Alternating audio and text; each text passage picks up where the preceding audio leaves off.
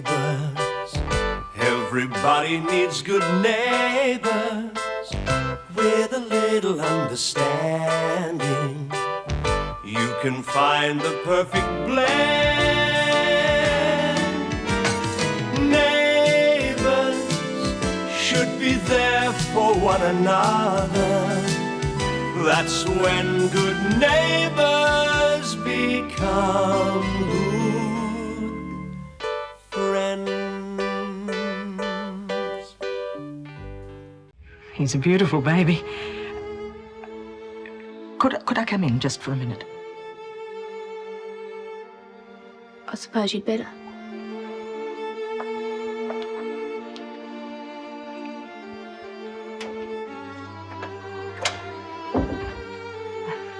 Hello. Hello. Hi. Oh, you must be Des. That's all right. Sorry, this is Tina. I don't know your surname. Bentley. My mother. Your mother? Tina Bentley. You're the one who sent Jamie the cheque. That's right. I hope you didn't mind. Why didn't you bring it yourself? I wasn't sure of my welcome. Yes, well, I can understand that after abandoning Daphne all those years. Mum. Daphne, why don't I take Jamie? You could feed him later if he's hungry. Yes, darling. Nana's here. Yes, Nana's here. You came into the church, didn't you? Well, I didn't want to go away without seeing my grandson christened. Go away? My husband and I are leaving Australia in a few days. So it's hello and goodbye. I was afraid it might have been a mistake coming here, but I just couldn't go away without taking a closer look at my grandson. There he is. Look all you like.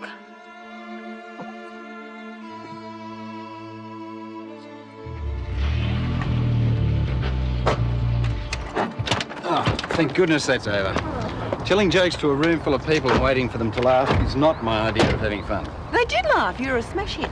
Oh, only because you started them off first. Thanks for that, Gags. Gags. I couldn't help laughing. What? At my jokes or at me making an idiot out of myself? No, your jokes, of course. Some of them were very funny. Well, maybe I should have you in the front row of all my performances. Uh-oh, the applause has gone to his head. Well, I did rather enjoy it. Hi, Elaine. Dale. Paul. Eileen must have something monumentous on her mind. Didn't even get a replay of the christening. Be grateful for small mercies. Yes. Listen, thanks for all your support today, too. I couldn't have asked for a better hostess. Oh, that's what you married me for. But we do make a good team, don't we? Yeah, great team. I didn't expect to see you today. Are the christening celebrations over already? Unfortunately, a Mrs. Tina Bentley turned up on the doorstep. Oh, I don't think I know anybody of that name living around here. Who is she? Daphne's mother. Goodness gracious. I thought Daphne had cut all ties with her parents. It has been years since that woman has seen Daphne, and now she is back here trying to wheedle her way into her affections, just like Daphne's father did. Bentley. I'm sure I don't remember the Clarkes mentioning Mr. Bentley. Not that one, the other one. Don't tell me she's a bigamist. Oh, Nell, no. Daphne's... I wish you would concentrate. Well, you're not making yourself very clear. Shouldn't you have stayed over there to find out what she came for? Daphne might need some support. No. It was quite obvious Michael and I were not wanted. Mrs. Mangel? Oh. Did I leave any sheet music in there? Not that I can see, Mr. Bishop. Do you think it's safe having that man living under your roof? I mean, you remember what the tea leaves said about there being a darker side to his nature? I never put myself in the position where Mr. Bishop's darker side can come to the fore. Meaning I do, Nell? Right and beautiful. Oh, Eileen. Finished wetting the baby's head, eh? Yes, yes, beautiful service, wasn't it? Oh, well, trust Reverend Sampson for that. I drove around for hours after I left the church trying to pluck up the courage to come here. To have some time with Jamie. Then you should be satisfied now. I wanted to see you too, Daphne. But 10 years, it's just such a long time.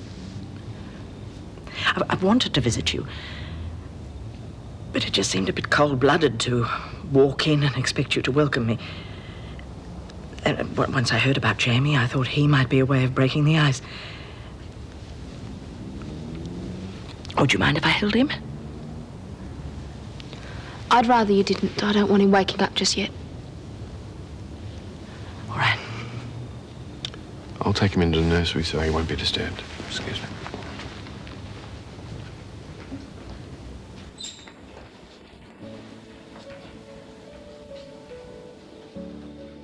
You haven't forgiven me, have you? What did you expect? Just what I'm getting. Only I had hoped it might be different. Then you were being pretty unrealistic. Well, that seems to be a failing of mine. When I married Alan, I was an empty-headed snob. I was just interested in the sort of lifestyle he could give me. I never even considered having children. And knowing you were on the way came as a bit of a shock. And once you were born, well, I hardly knew how to look after your physical needs, let alone your emotional ones. Look, there's no point in raking over the past. It's not going to change anything. That's what I thought until Robert and I realized we were in love and he asked me to marry him. You see, he has 2 teenagers, and they're nice kids. They made me feel welcome and wanted. And suddenly I was involved in a loving family. And I realized what you and Alan and I had missed out on, and I regret that, Daphne, I really do. Because I've always loved you. I just haven't known how to show you, but I do now. If you'll let me. It's very hard to forget what went on in the past 25 years. Well, I don't expect you to do that, but I'd just like to know that you've forgiven me before I go overseas. And perhaps you'd write to me. Let me know how you and Jamie and Des are getting on. You could even tell me how he spends his christening present. Well, Des and I haven't decided if we'll accept your money yet. It's Jamie's money. Now, it's not fair that he should miss out on a good start in life because of the problems you and I have had. How long before you go? Not for a day or two. Then why don't you give me a bit of time to think about things? Come back to dinner tomorrow night. If you're free, that is. I'd love to.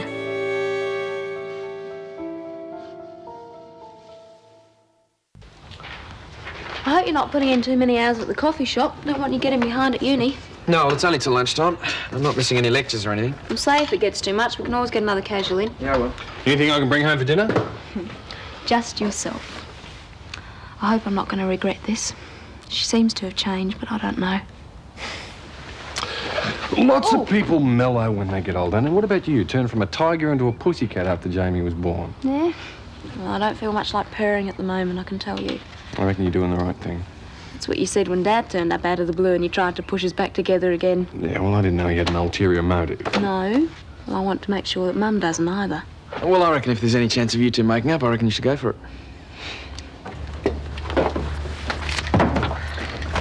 Here you are, Nan. This is the roster for today. Thank you. I'm sure the staff have been terribly lax in my absence. But they'll soon smarten up when they feel my hand back on the reins. Nan, Mrs. Ramsay's done a really good job. I'm sure you won't find any problems. We'll see. Good morning, Jane. Mrs. Mangel, good to have you back on board. Make sure you get plenty of rest. We don't want you getting sick. Oh, thank you, but I shall be quite all right. Oh, Paul. Congratulations on the charity function yesterday. The hotel staff tell me you were quite a success. Oh, and you certainly travels fast around here. Yeah, it's a good thing I wasn't a flop. Never be able to show my face around Lancers again. So, tell me one of the jokes. No, Jane, please don't start. Come on, got to keep the staff happy. Come here, tell you what. This guy goes into his doctor's and he says, "Doctor, I can't sleep at night." And the doctor says, "Well, lie on the edge of the couch and you should drop off." No, Mrs. Clarke. Oh, hello, Michael. Michael, do you know what happened after we left last night? Was Daphne very upset? Well, Mrs. Bentley wasn't actually there when I got home, but can't have been too bad. She's invited her over for dinner tonight. Really? Oh, she's probably on the phone ringing me now. I'll pop by and tell her I'm free and I would love to come. Good morning, Eileen. You're still very jumpy. Oh, no, wouldn't you be with someone sneaking up on you like this? Well, I didn't mean to startle you.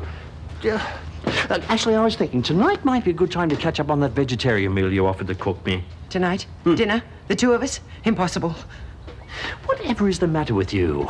You've been acting very strangely lately. No, I'm not the one who's been acting strangely. Goodbye, Michael. Oh, now steady on. Oh, don't touch me!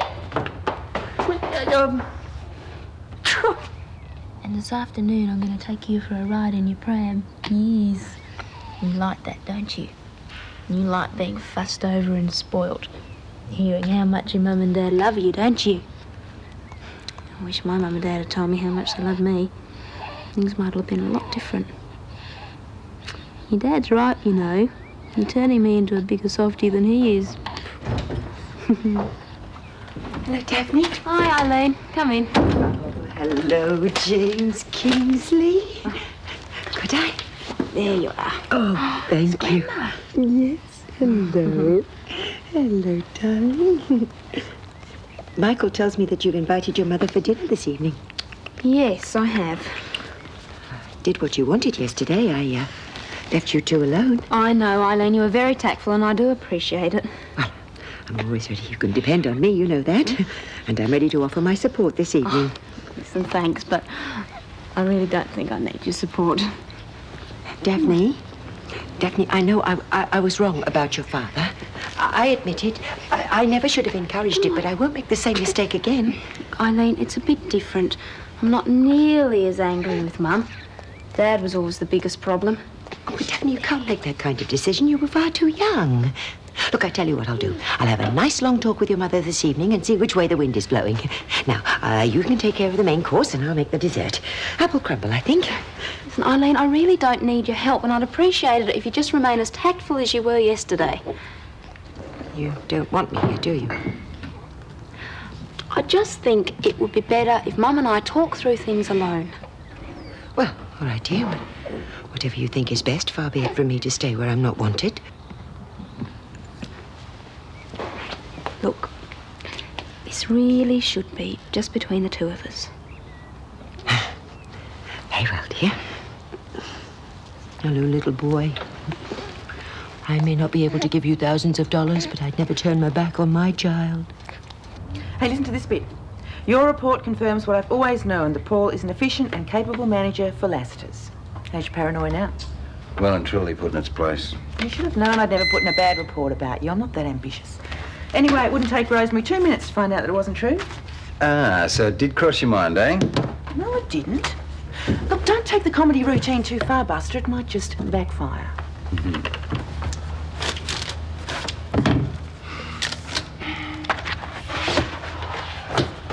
Hey. Oh, look at this. Hey? Hey, that's fantastic. Hey, Jane, come in here a minute. Yeah? Yeah, we've just heard from Rosemary. She's very impressed with Gail's report. And she's also impressed with the photos. So impressed, in fact. Have a look at that. Oh. Congratulations, you're the Lassiter's girl. Great. What does that mean, being the Lassiter's girl? Means that you're a great advertisement for us. See, posters like this are going to be sent to travel agents all over Australia and America. I reckon we should stick up a few around here too, just to show off, eh? Yeah. Oh, gee. It's absolutely delightful, Jane. I had no idea you were so photogenic. Well, they're going to put them up all over Lassiter's, and Rosemary said they'll even use them in the States to promote the complex there. Oh. Well, I don't think I approve. It's almost like being a pin-up girl. Men will start ogling you. Oh, come on, Nan. I mean, it's hardly a centerfold. I should think not. But once those Americans get down here, they'll all want to see the real-life person. Goodness only knows what it might lead to. I think you're worrying unduly, Mrs. Mangel. That photo typifies young womanhood as it really should be. Pure, fresh and innocent. I think I might go and show Charlene now. Oh, all right, dear. Oh, don't forget you've got a business administration class tonight. Okay. Bye-bye. Yes, bye-bye. And, I must go and change and then get on with the dinner. Mrs. Mangel, before you do, I was wondering if we could discuss something while we're both here. Yes? Yeah, well, it's rather delicate. It's about Eileen Clarke. Now, have you noticed anything odd about her behaviour lately? Well, no, but then Eileen's behaviour is often quite odd. Just that she seems a little nervous about me. Ah. What, has she said something? No, not exactly. But, well, you have been a little attentive to her lately. She may be suspecting your intentions. I really appreciate this, Daphne. I hope you haven't gone to too much trouble. Oh, I'd be cooking for 3 anyway, so one more won't make any difference. Can I get you a drink, Mrs. Bentley? Oh, well, I wish you'd call me Tina, if you feel comfortable with it. Yeah, sure. Now, how about that drink? Something soft, thank you. Daph? No, not for me, thanks. Savoury? Oh, thank you.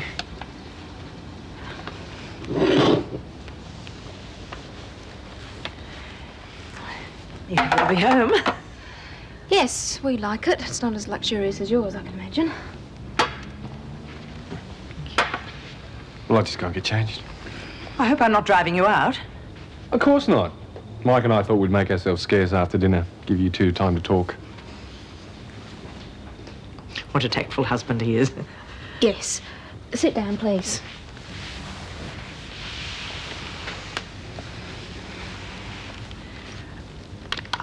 I thought you might like this.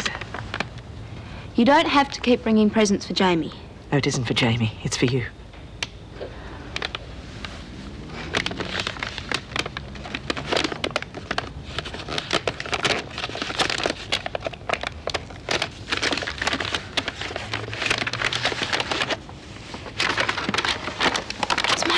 Box. I wasn't sure that you'd remember it. How could I forget it? It was my most treasured possession. And you've kept it all these years. It was something to remember my daughter by.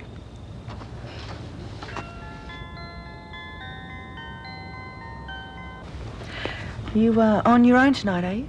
Mr. Bishop's at choir practice, and Jane's gone to her cause. And, there's something I want to talk to you about. I thought she was doing very well. Oh, not the course. The way that you're using her to attract business to Lassiter's. Oh, we're both very proud of her, and Mike. Those photos were great. And no wonder. Jane's a very pretty girl. That's why I was wondering if she shouldn't be employing an agent. And isn't there some sort of union for models? Well, if you're worried about money, we do intend to come to some financial arrangement with Jane. That was one of my concerns. I don't see any other problems. Well, I can. Those posters of Jane will be all over Lassiter's tomorrow. People are going to be asking who she is. I wouldn't be in the least surprised if some enterprising person doesn't try to exploit her. Ask her to make appearances in their shopping centre or something. I don't think a few posters are going to make Jane an overnight celebrity. No, no more than a few jokes did for Paul. I shouldn't think so. If this morning's effort is any example. Get a move on, Mark. Yes, keep your ear on deck. Well, we might not get back until you've gone, Mrs. Bentley, so it was nice to meet you anyway. See you later. You too, Mike. Good night, Des. Good night. Sure you haven't let me stay? No, I'll be fine. Go on.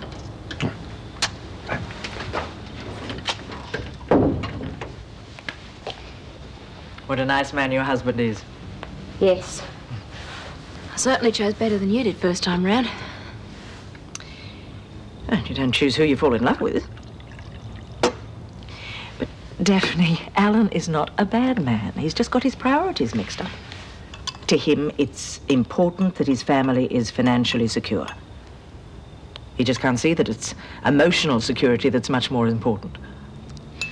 Did Dad tell you about Jamie's christening? I was with him when you phoned. Oh. You see him often, do you? No, not often, only when he wants my signature on something. There are still some holdings in both our names.